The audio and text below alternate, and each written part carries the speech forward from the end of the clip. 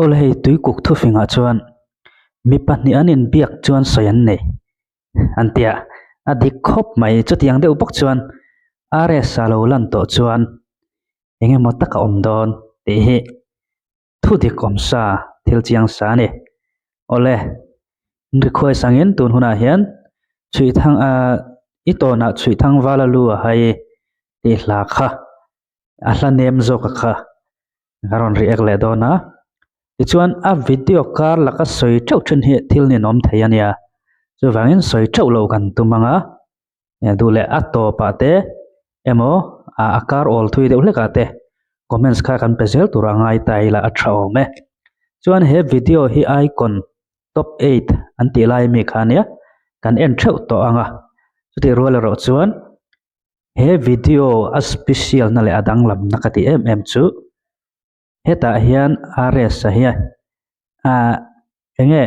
ache zia hrim hrim hi hei hian in thum danga khum kati lo thei lo ani in lo enangai lo thliranga chuta tak chu mipui ron chai vel dan te ten enge a en tu a thlir tu tele angai thla tu te ne na reaction ron siam dana hi helai taka hi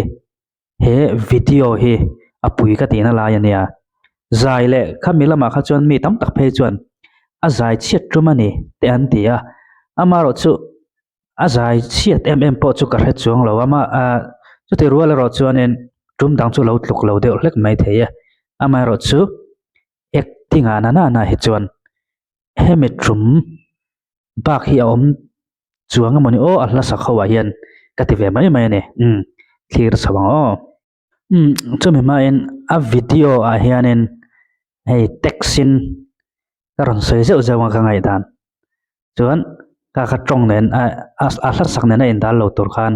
textin message ang deuh lek text khanin karon soi fia zeu dan ne ka ngai dan kha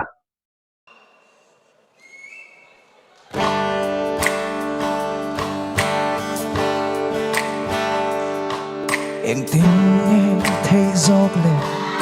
đi khúc về lắm mi thì mấy cả thiên lung mình rục sa hi em mà ti si lâu hiền em tin em ini à chu na gian cả thiên lung ti buai tu chôn tôi ni dù ang mây ya ni tin ni ka rui truyền che imit meng moi ka lam hoya i lo le na piang hiane va la lung i dum zo nge chung kwa nu le i po hiane awan pu hialang che i to na chui thang va la lu hai cả dòng tiếng lal nu cả duyên triền xin shipa cả sil nang che môi ber niang chapa chol tôi ni dù ang mây ya ni tin ni cả rối truyền che imit meng môi cả lam hoya lu le na piang hiane va la lung i dum zo nge chung kwa nu le i po hiane awan pui hialang che i to na chui thang va la lu hai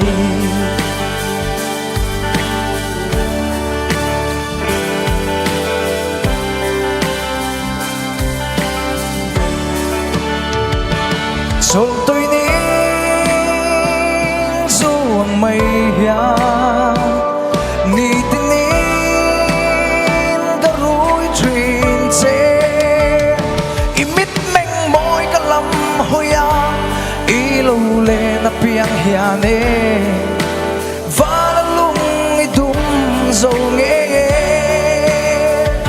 chung kwa nu le i po hianin awan lang che ito na chui thang va la lu hai lo me